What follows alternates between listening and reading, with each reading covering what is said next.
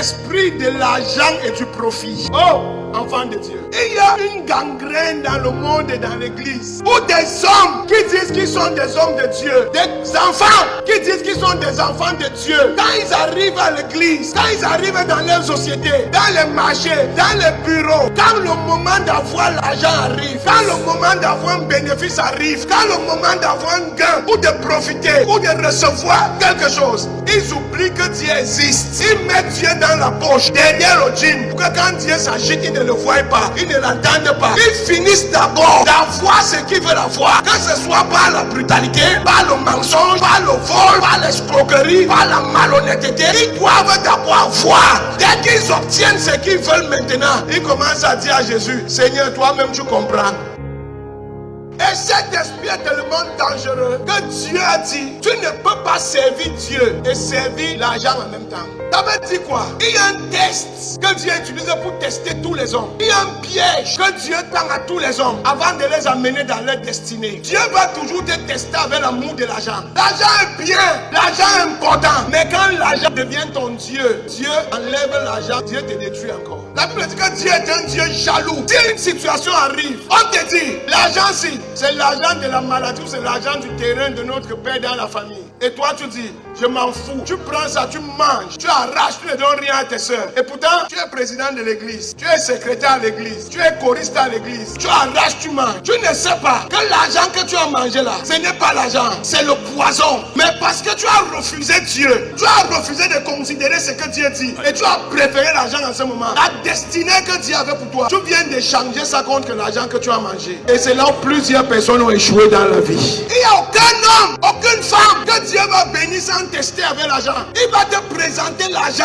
et il va te présenter la vie de Dieu. Et il va te mettre devant ce choix. Et il va te regarder ce que tu vas choisir. Et 90% des chrétiens choisissent l'argent. Même à l'église, ils volent, même à l'hôtel ici, les gens déposent l'argent, ils volent, ils n'ont pas peur.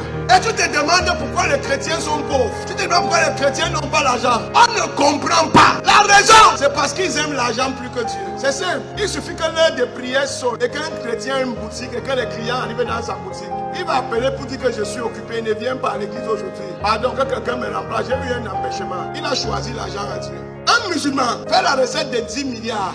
Quand l'heure de son Allah Kuba commence, tu seras placé là avec ton argent, seras en train de frapper sa tête au sol. Et c'est cet amour de Dieu que les chrétiens ont donné à l'argent. Ils ont arrêté de servir Dieu, ils sont en train de servir l'argent aujourd'hui. Et ça les a amené tout genre de maladies, tout genre de problèmes. Dieu est devenu jaloux de ses propres enfants. Les enfants ont tourné leur cœur pour aller adorer un fétiche appelé maman. Les enfants de Dieu aujourd'hui n'adorent plus Dieu, ils adorent maman. Même quand ils viennent dans la maison de Dieu, c'est pour que Dieu accélère leur adoration de maman. C'est pour que Dieu leur donne ce qu'ils demandent à maman, maman ne donne pas. Si je soulève 200 personnes ici, je demande, qu'est-ce qui t'a amené à l'église? Sur 180 personnes, mes affaires sont bloquées. On ne peut pas savoir qui est Jésus, ce qu'il fait, ce n'est pas notre problème. J'ai menti. Et c'est ça qui a rendu Dieu jaloux. Et Jésus a fermé la porte. Même Jésus lui-même, le grand Yeshua Amashia, Matthieu 4, la Bible dit que la troisième montagne sur laquelle le diable a amené Jésus, c'était pour lui montrer l'argent. Il lui a montré tous les royaumes de la terre. Il a dit, si tu te prosternes et tu m'adores, je te donne ça.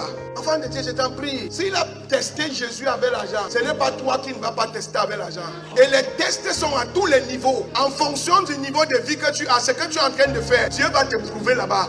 Pour voir si tu préfères l'argent ou si tu préfères ce que sa parole dit. Et une fois que l'esprit de l'argent entre en toi, automatiquement, tu vas devenir arrogant, insolent et déloyal. Dès que l'esprit de l'argent te saisit, tu es fini. Ta destinée est partie. Hébreux 13, verset 5. Ne vous livrez pas à l'amour de l'argent. Contentez-vous de ce que vous avez. Car Dieu lui-même a dit, je ne te délaisserai point, je ne t'abandonnerai point. N'allez pas commencer à poursuivre l'argent jusqu'à oublier ce que la parole de Dieu dit. N'allez pas faire tout ce qu'il faut faire pour avoir l'argent contre la volonté, contre la parole de Dieu. Dieu a un plan pour toi. Cherche l'argent, travaille. Ce que tu gagnes, rends grâce à Dieu. Ne fais pas comme les autres. Ne te compromets pas comme les autres. Ne porte pas l'esprit des autres. Ne deviens pas comme les autres. Il y a un plan qui après ça, après ta satisfaction, après ton service, après ton action de grâce, il y a un plan qui va souffrir.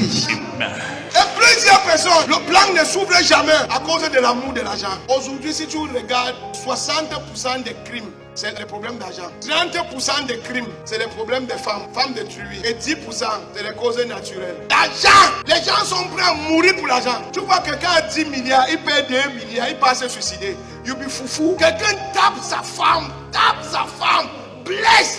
Elle a volé mes 50 000. Quelqu'un maudit son enfant, il maudit sa progéniture, il maudit son avenir, il maudit la suite de son temps sur la terre à cause de l'argent. Une femme est prête à être mariée, à avoir encore 3 mariages dehors à cause de l'argent. Prendre les enfants dehors, venir donner à son mari dedans, prendre le nom de mari, mettre sur l'acte de naissance, et pourtant le père est dehors à cause de l'amour de l'argent. Les hommes sont capables de vendre leurs propres mères qu'ils ont accouchées dans la sorcellerie, vendre leurs enfants, vendre leurs frères, vendre leurs soeurs, vendre leurs amis à cause de l'argent. The love of money éloigne ta destinée de toi. Je peux te choquer. Le diable ne peut jamais te donner ce que Dieu n'a pas prévu pour toi. Il n'a pas le droit. Tout ce que le diable te donne, c'est une photocopie de ce que Dieu voulait te donner. L'amour de l'argent est la cause principale de la séparation des frères. L'amour de l'argent est la cause principale de la séparation des églises. L'amour de l'argent, papa a laissé l'héritage. La mère maintenant veut s'accaparer de tout. Elle est capable de tuer ses propres enfants qu'elle a couché avec le monsieur parce qu'elle veut s'accaparer avec son shogun de l'héritage. Ou un terrain au village qui ne sert à rien. Une famille ne parle pas depuis 30 ans. Qu'est-ce que Dieu te demande?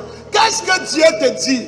Est-ce qu'il y a certaines choses que tu peux laisser tomber parce que tu es chrétien? Est-ce qu'il y a certaines choses que tu peux pardonner parce que tu es enfant de Dieu? Là où les gens se fâchent, est-ce que toi tu peux rire parce que tu connais les plans que Dieu a pour toi? Luc 16, verset 13 à 14. Nul serviteur ne peut servir 2 maîtres, car ou il haïra l'un et aimera l'autre, ou il s'attachera à l'un et méprisera l'autre. Tu ne peux pas dire que tu es enfant de Dieu et à cause de l'argent tu peux tuer quelqu'un. Tu ne peux pas dire que tu es enfant de Dieu à cause de l'argent tu peux mourir. Où est le Dieu que tu sais? Si tu peux aller jusqu'à trahir ta soeur, trahir ton frère, blesser ton frère, c'est que c'est l'argent que tu sais, ce n'est pas Dieu que tu sais. Tu aimes l'argent, tu aimes le poste, tu aimes le pouvoir, plus que le Dieu que tu es supposé être en train de servir. Tu dis que tu sais les deux, c'est impossible. Ou tu sais Dieu ou tu sais l'argent. Et si tu sais Dieu, on va voir ça dans tes décisions. On va voir ça dans les positions de ton cœur. On va voir ça quand tu es blessé. On va voir ça quand ton intérêt est en jeu.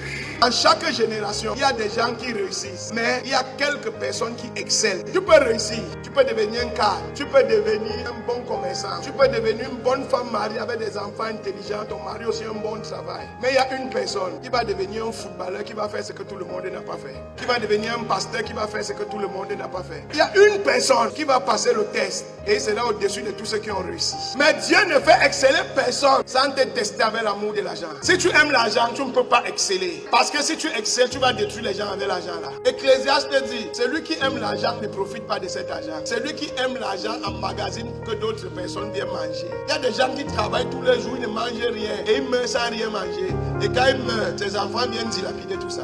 Parce qu'il n'aimait pas Dieu, c'est l'argent qu'il aimait. Je prophétise après ce soir. Mon Dieu va t'amener au niveau de l'excellence avec le nom de Jésus. Amen. Mon Dieu va t'amener au niveau de l'excellence avec le nom de Jésus. Amen.